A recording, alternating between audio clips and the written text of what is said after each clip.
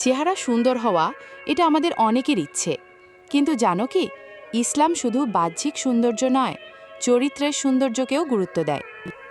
প্রিয় নবী হজরত মোহাম্মদ সাল্লাল্লাহু আলাইহি ওয়াসাল্লাম শিখিয়েছেন এক দোয়া, যেটি চেহারায় নূর ও চরিত্রের সৌন্দর্য আনতে সাহায্য করে।